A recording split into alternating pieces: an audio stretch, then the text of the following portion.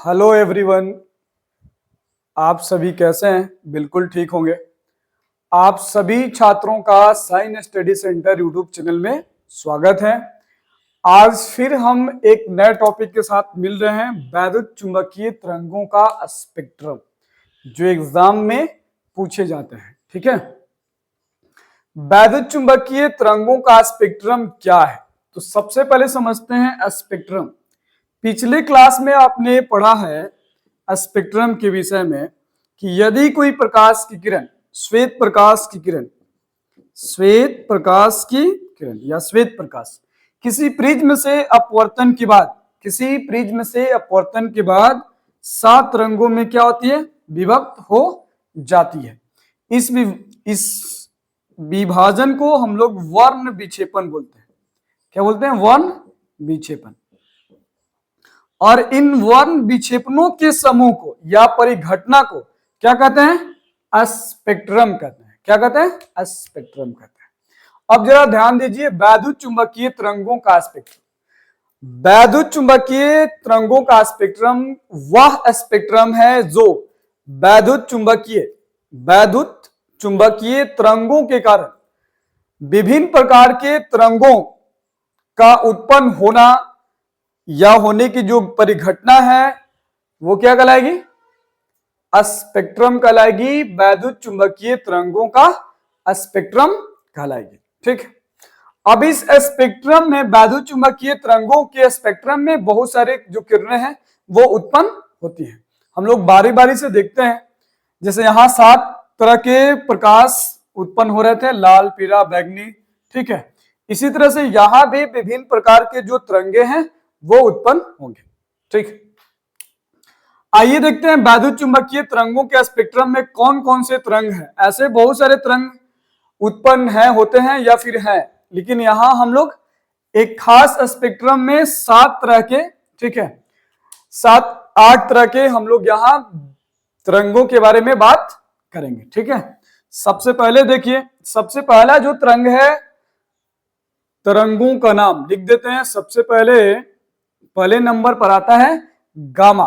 ठीक है, गामा तरंग, या आप इसे गामा किरण भी कहते हैं। ठीक है, अब ये जो गामा किरण है, इसके आवृत्ति का परास कितना है? ठीक है, मतलब इसकी प्रॉपर्टीज में आवृत्ति के परास, इसको हम लोग किस में मापते हैं? हर्ट्ज में मापते हैं। ठीक है, तरंग दैर्घ्य के परास, जिसे हम लोग किस में मापते हैं? मीटर में मापते हैं। ठीक है, नैनोमीटर में या फिर मीटर में मापते हैं। इसी के साथ तरंगों का खोज किसने किया? किसने किया और कब किया? ठीक है, और इसके साथ उत्पत्ति के स्रोत, ये तरंगे उत्पन्न कहां से होती हैं या फिर कैसे होती हैं? और एक और गुणधर्म है, इनका प्रयोग कहां होता है।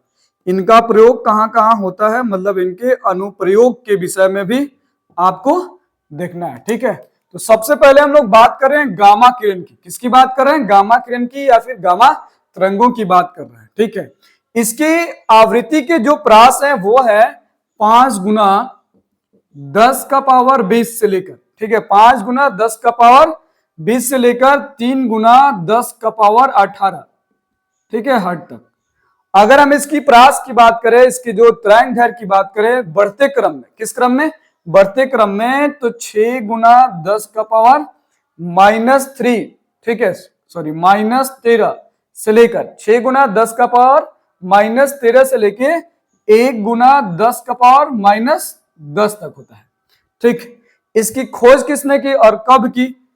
1986 ईस्वी में खोजा गया। कब खोजा गया? 1986 ईस्वी में। और वेक्यूलर, उस वैज्ञानिक का क्या नाम है? वेक्यूलर वैज्ञानिक ने इसे 1986 ईस्वी में खोजा। ठीक है, इसकी उत्पत्ति स्रोत क्या है? इसकी उत्पत्ति कैसे होती है? तो जितने भी रेडियोधर्मी तत्व हैं, रेडियोधर्मी तत्वों के नाभिकीय विस्फोटन, ठीक है, नाभिकीय विस्फोटन द्वारा होता है। रेडियोधर्मी तत्वों के नाभिकीय विस्फोटन से होता है। ठीक है, अगर वो फटते हैं तब होता है, नाभिकीय विखंडन होगा तब इनकी उत्पत्ति होगी, गामा तरंगे उत्पन्न होंगी या फिर गामा किरणें उत्पन्न होगी। इनका प्रयोग कहां कहां किया जाता है? किसी भी तत्व के नाभिकीय संरचना को समझने के लिए, किसी भी तत्व के नाभिकीय संरचना, ठीक है, की जानकारी प्राप्त करने के लिए किया जाता है। कि नाभिकीय संरचना की जानकारी प्राप्त करने के लिए होता है, करने के लिए। इसका प्रयोग उपचार के लिए भी होता है, कैंसर के उपचार में भी होता है इसका प्रयोग। कैंसर के उपचार में लिख लीजिए, कैंसर के उपचार में। इसका जल्दी से आप लोग स्क्रीनशॉट लीजिए, इसके बाद अगला टर्म।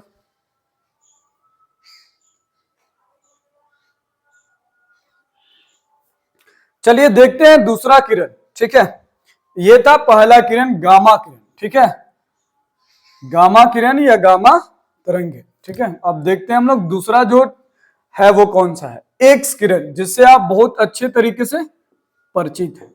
एक्स किरण या फिर एक्स तरंगे।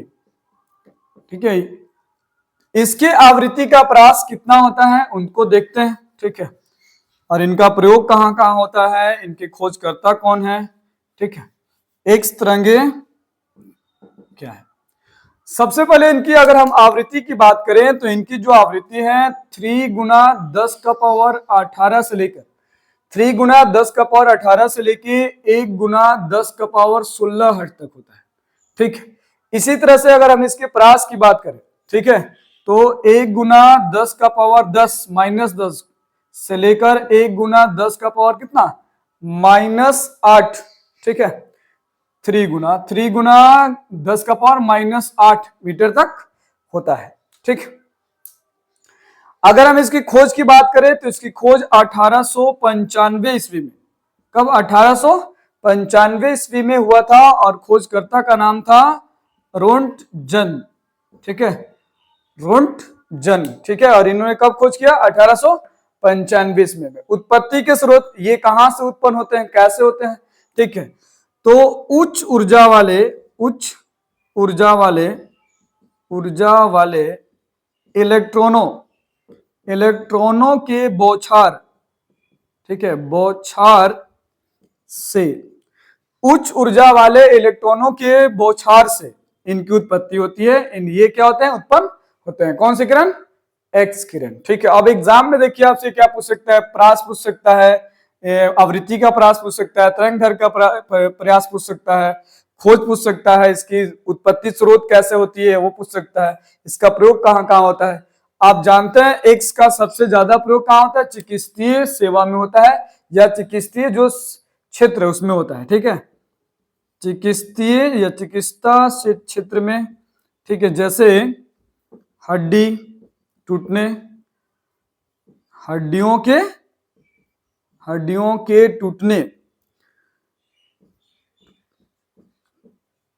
टूटने को पता लगाने ना, को पता लगाने में होता है, लगाने में होता है।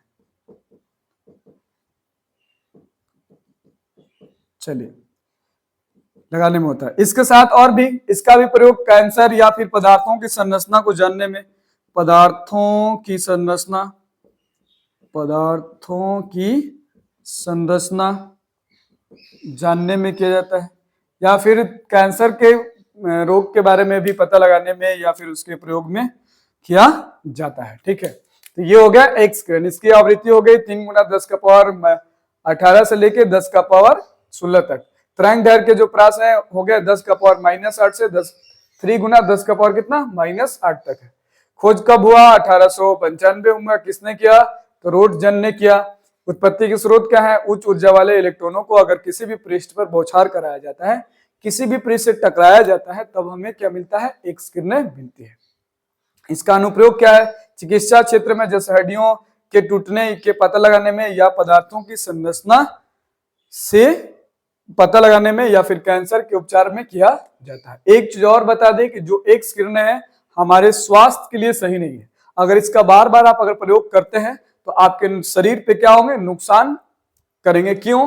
क्योंकि जो एक्स किरणें हैं वो जीवाणुओं को और कोशिकाओं या ऊतकों को क्षति पहुंचाते हैं या फिर उनको नष्ट करते हैं। इसलिए ज्यादा से ज्यादा आप एक्सरे का प्रयोग ना कीजिए, कम कीजिए, क्योंकि ये आपके शरीर पर, ठीक है, आपके कोशिकाओं पर, आपके ऊतकों पर क्या करता है, नुकसान पहुंचाता है। ठीक है, चलिए ये हो गया आपका दूसरा एक्स किरणें।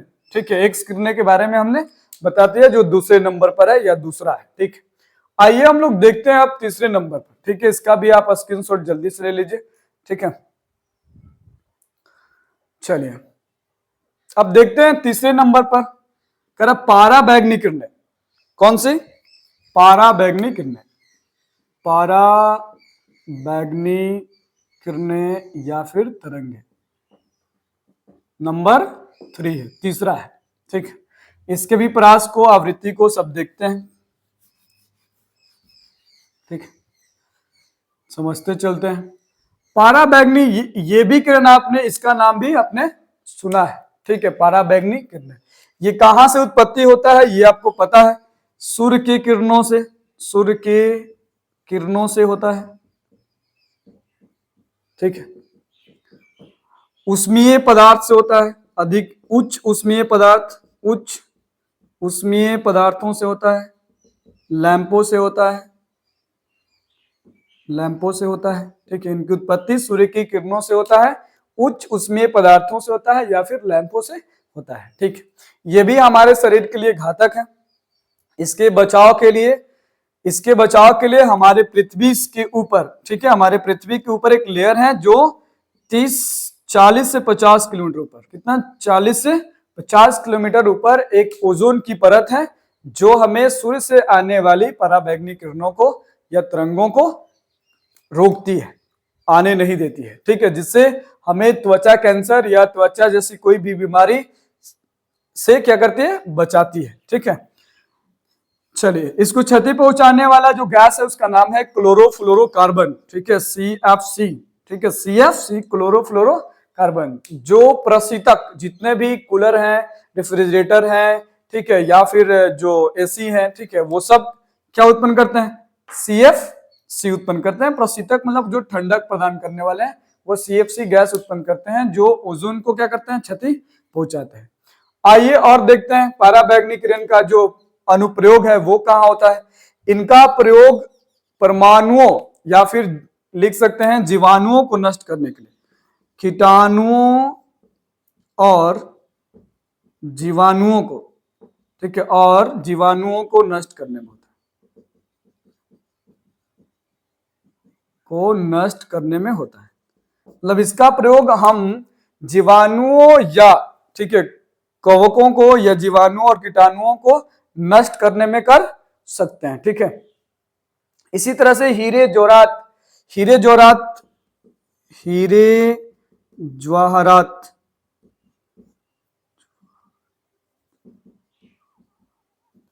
हीरे जवाहरात के शुद्धिकरण में भी किया जाता है,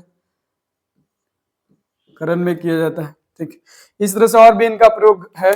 इनका आवृत्ति का प्रास कितना है, इनके आवृत्ति का प्रास है 1 गुना 10 का पावर माइनस 1 गुना 10 का पावर 16, 1 गुना 10 का पावर 16 से लेके 8 गुना 10 का पावर 14 तक, 8 गुना 10 का पावर 14 तक इनकी आवृत्ति का प्रास। जबकि अगर हम तरंग दैर्घ्य की बात करें तो 3 गुना 10 का पावर माइनस 8 से लेकर 4 गुना 10 का पावर माइनस 7 मीटर तक है।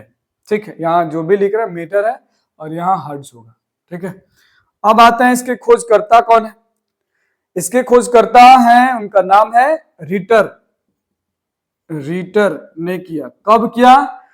तो 1801 ईस्वी में किया। कब किया? 1801 ईस्वी में रीटर ने किया। तो इसका हमने देख लिया पाराबैंगनी किरण आवृत्ति, इसका जो आवृत्ति के जो प्रास है वो है 1 गुना 10 का पावर 16 से लेकर, ठीक है, 8 गुना 10 का पावर 14 हर्ट्ज तक। जबकि इसके तरंग दैर्घ्य का प्रास है 3 गुना 10 का पावर माइनस 8 से 4 गुना 10 का पावर माइनस 7 तक। और इसके खोज करता है रिटर। और कब किया? 1801 में किया। इसके स्रोत आपने देख लिया और इसके प्रयोगों को भी आपने देख लिया। इसके भी क्या कीजिए आप स्क्रीनशॉट जल्दी से ले लीजिए, ठीक है। इसके बाद फिर हम लोग बात करते हैं अगले तरंग की, नेक्स्ट तरंग की। चलिए इसका भी आपने स्क्रीनशॉट ले लिया होगा। आइए हम लोग अब बात करते हैं चौथे नंबर। चौथे नंबर पे कौन से तरंग आते हैं, इनका आवृत्ति परास क्या है, तरंग परास क्या है, इनके उत्पन्न होने के स्रोत क्या है, और इन्हें कब खोजा गया, किसने खोजा, ठीक है। नंबर 4 पर आते हैं दृश्य प्रकाश तरंगे। दृश्य प्रकाश तरंगे। दृश्य प्रकाश तरंगे वे तरंगे हैं जिसे हम अपने इस आंखों से देख सकते हैं। जैसे एक्स किरणें अभी पढ़ा हमने, वो हम नहीं देख सकते हैं। गामा किरणें आपने पढ़ा, वो भी आप नहीं देख सकते हैं, ठीक है। इसके बाद हमने पाराबैंगनी किरणें पढ़ा, ये भी हम नहीं देख सकते हैं। इसमें देख क्या सकते हैं, दृश्य प्रकाश तरंगों को देख सकते हैं, जो अलग अलग, जैसे अगर लाल कलर है वो अलग तरंग उत्पन्न करेगा, ठीक है, उनका रेंज अलग होगा। पीला है वो अलग रेंज का होगा, जो आपका ग्रीन है वो अलग होगा, ठीक है। इस तरह से और भी। तो यहाँ दृश्य प्रकाश तरंग की बात कर रहे हैं, वे तरंग जो हम इन नंगी आंखों से, इस आंखों से क्या कर सकते हैं, देख सकते हैं, ठीक है, अनुभव कर सकते हैं, देख सकते हैं, ठीक है। उस तरंगी की बात कर रहा है। दृश्य प्रकाश मतलब देखने वाली प्रकाश तरंगों की बात कहा जा रहा है। कह रहा है इनका जो परास है, ठीक है, इनका जो आवृत्ति का जो परास है वो है 8 गुना 14 से लेकर 8 गुना 14 से लेकर, इसके पहले भी 8 गुना 14 से लेकर 4 गुना 14 तक है, 4 गुना 10 का पावर 14 हार्ट तक है, ठीक है। जबकि अगर हम इसकी तरंग दैर्घ्य की बात करें, कहां से कहां तक रेंज है, तो इसका 4 गुना 10 का पावर -7 से लेकर, ठीक है, 8 गुना 10 का पावर -7 मीटर तक है, ठीक है। 4 गुना 10 का पावर -7 से लेकर 8 गुना 10 का पावर -7 तक है। इसके खोजकर्ता का नहीं पता है, और इसे कब खोजा गया ये भी हमें नहीं पता है, ठीक है। मतलब ज्ञात नहीं है, अभी तक ज्ञात नहीं हुआ कि भाई जो दृश्य प्रकाश तरंगे हैं कब खोजा गया और किसने खोजा, इसका पता नहीं है अभी तक। उत्पत्ति के स्रोत, ठीक है, इनकी उत्पत्ति कैसे होती है, तो आप जानते हैं उत्पत्ति कहां कहां से होती है। सूर्य सबसे पहला स्रोत है, ठीक है, क्या है, जो सूर्य है, और सूर्य से उच्च इलेक्ट्रॉनों के द्वारा,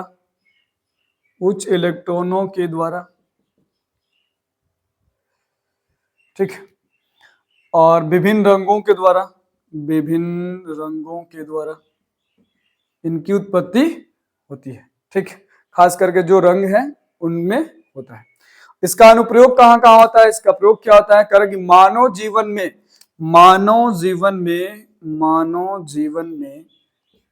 सभी वस्तुओं को देखने और पहचानने में होता है।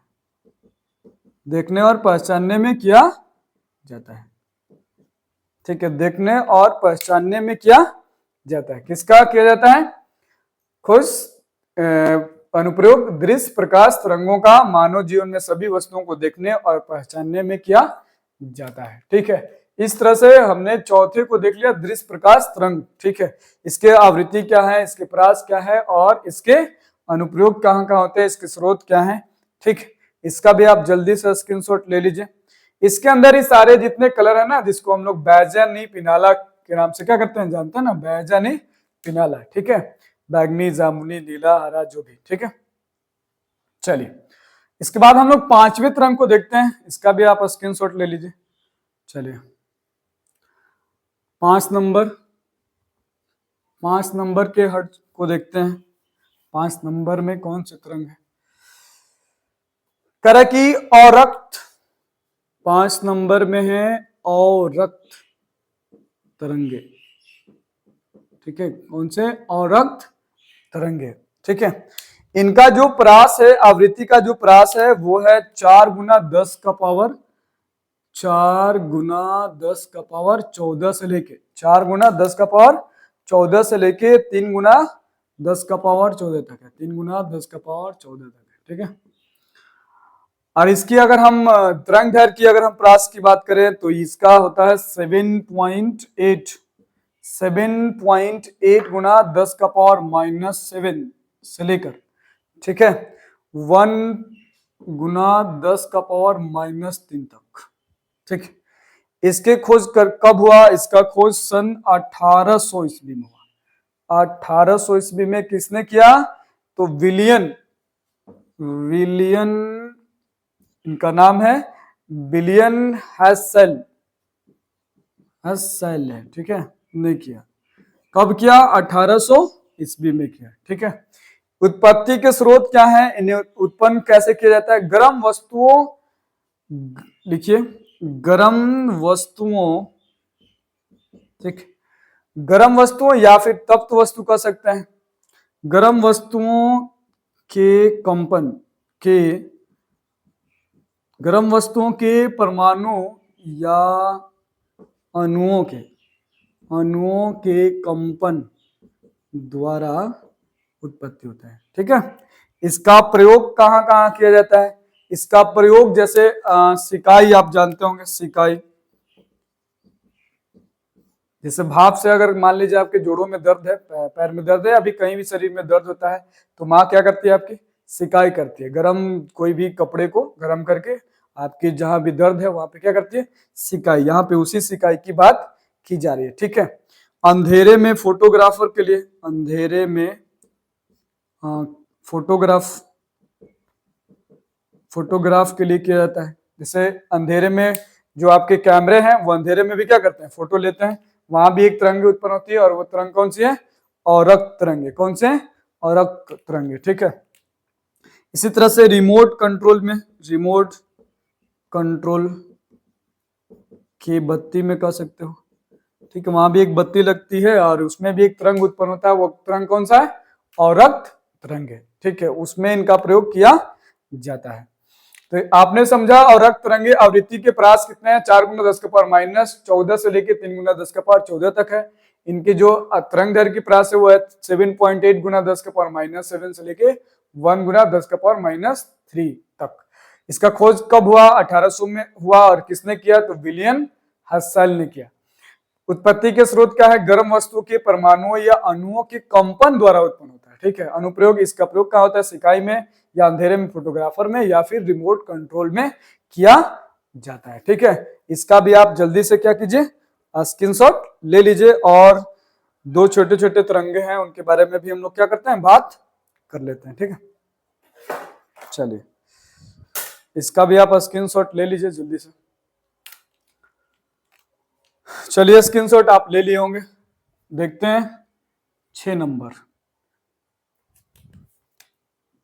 छठे तत्व कौन है? 5वें नंबर पे था औरक, सूक्ष्म तरंगे, सूक्ष्म तरंगे, ठीक है, सूक्ष्म तरंगे। कह रहा है कि जो सूक्ष्म तरंगे हैं इनकी आवृत्ति का जो प्रास है 3 गुना 10 का पावर, अभी लिखा ना 10 का पावर कितना? -14 से लेके 3 गुना 10 का पावर -14। पहले इसको साफ कर लेते हैं, -14, ठीक है। 3 गुना 10 का पावर -14 से लेकर 1 गुना 10 का पावर 9, 1 गुना 10 का पावर -9 मीटर तक, ठीक है, हर्ज तक, सॉरी हर्ज तक। और इसका जो प्रास है, तरंग दैर्घ्य का जो प्रास है वो है 1 गुना 10 का पावर -1 गुना 10 का पावर -3 से लेकर 3 गुना 10 का पावर -1, 3 गुना 10 का पावर -1 मीटर तक है, ठीक। इसका खोज किसने किया? सूक्ष्म तरंगे ना, कौन सी तरंगे? सूक्ष्म। ये इनका खोज सन 1888 में हुआ। कब हुआ? 1888 में हुआ, ठीक है। यहाँ 11 लिख लीजिए, -11 से -9 के बीच, ठीक। -11 लिखिए, 3 गुना 10 का पावर 11 से लेके 1 गुना 10 का पावर 9 हर्ज तक होगा, ठीक है। इनका खोज कब हुआ? सन 1888 में, ठीक है। और किसने किया? हर्ज ने किया, ठीक है। जो हर्ज हैं इन्होंने ही सूक्ष्म तरंगों के बारे में बताया था, ठीक है। और इन्हीं के आधार पे आवृत्ति का जो साइक मात्रक है वो क्या है? हर्ज है, ठीक है। इनकी उत्पत्ति का स्रोत है, ये कैसे उत्पन्न होते हैं? कह कि कुछ क्लेस्टोन क्लेस्टोन, मैग्नेस्टोन, ठीक है, मैग्नेस्टोन, क्लेस्टोन, या फिर इस तरह के जो क्लेस्टोन है और जो मैग्नेस्टोन है, ठीक है, इनके द्वारा परिवर्ती नली में, ठीक है, परिवर्ती नली में इनकी क्या होती है, उत्पत्ति होती है। क्लेस्टोन या मैग्नेटोन नली द्वारा, ठीक है, नली द्वारा लिख लीजिए, नली द्वारा उत्पन्न होती है, या ठीक, इनका प्रयोग कहां कहां किया जाता है, रडार में किया जाता है, ठीक है, रडार, जैसे मान लीजिए जहाज को एक जगह से दूसरी जगह जाना है तो दिशा बताने के लिए किसका प्रयोग किया जाता है, रडार का प्रयोग किया जाता है। टेलीविजन में किया जाता है, जैसे सूचनाएं जितनी आती हैं, ठीक है, टेलीविजन पे अलग अलग तरह के जो न्यूज चलते हैं, अलग अलग बैंड पे चलते हैं, और अलग अलग सूक्ष्म तरंगों के जो प्रास हैं उनके बीच के अलग अलग बैंड पर चलते हैं, ठीक है, इनका प्रयोग रडार में, टेलीविजन में, संचार में, ठीक है, संचार मतलब जैसे टेलीफोन हो गया इस तरह से, या फिर गति को मापने में, गाड़ी कितनी तेज चल रही है, नहीं चल रही है, या उसका स्पीड कितना है, उसको मापने के लिए किसका प्रयोग किया जाता है, सूक्ष्म तरंगों का प्रयोग किया जाता है। वाहनों के स्पीड को मापने के लिए, या किसी भी तेज गेंद को मापने के लिए, या किसी भी गति को मापने के लिए, ठीक है, जिसको सिंपल तरीके से नहीं मापा जा सकता, उसमें किसका प्रयोग किया जाता है, सूक्ष्म तरंगों का इस्तेमाल किया जाता है, ठीक है। एक और है सूक्ष्म तरंगों के बाद रेडियो तरंग है, कौन सी तरंग है, रेडियो तरंग है, ठीक है, इसको जल्दी से इसका स्क्रीनशॉट ले लीजिए, इसके बाद फिर आगे चलिए। 7 नंबर देखिए, रेडियो तरंग है,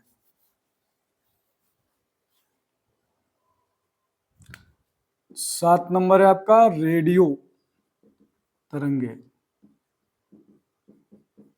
ठीक, इनके जो आवृत्ति का जो प्रास है वो है 3 गुना 10 का पावर 9 से लेकर, ठीक, 3 गुना 10 का पावर 9 से लेकर 3 गुना 10 का पावर, 3 गुना 10 का पावर कितना, 4 तक है।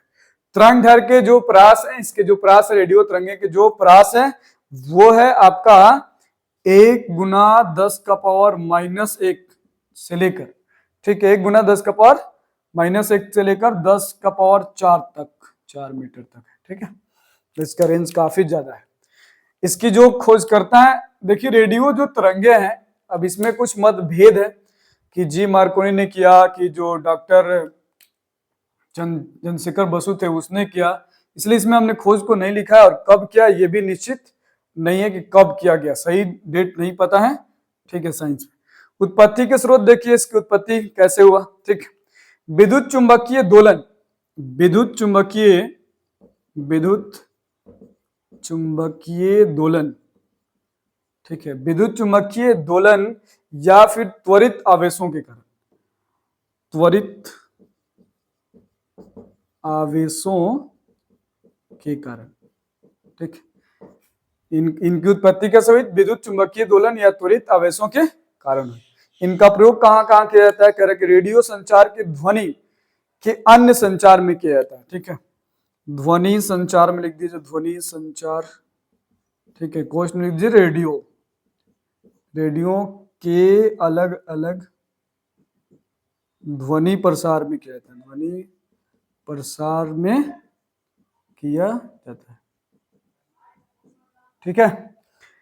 इसी तरह से आपने देखा रेडियो तरंगों और भी बहुत सारे तरंगे हैं जिसके विषय में हम लोग यहाँ पढ़ना है, 12 क्लास तक इतना ही पढ़ना, अगले क्लास में आप अगले तरंगों के बारे में पढ़ेंगे विस्तार से। तो मिलते हैं फिर हम लोग नेक्स्ट वीडियो के साथ। अगर ये वीडियो आपको अच्छा लगे तो इसे लाइक कीजिए, सब्सक्राइब कीजिए और शेयर कीजिए। ये भी एग्जाम के व्यू से बहुत इंपॉर्टेंट है, वेरी इंपॉर्टेंट है। और ये टॉपिक था वैद्युत चुंबकीय तरंगों का, एक चैप्टर था 12 क्लास का, उससे रिलेटेड था। तो मिलते हैं हम लोग नेक्स्ट क्लास में, तब तक के लिए आप लोग खुश रहिए, मन लगाकर पढ़िए और इस चैनल को सब्सक्राइब भी कीजिए, शेयर भी कीजिए और लाइक भी कीजिए, ठीक है। ओके बाय, अपना ध्यान रखिए और जमकर एग्जाम की तैयारी कीजिए। Okay bye.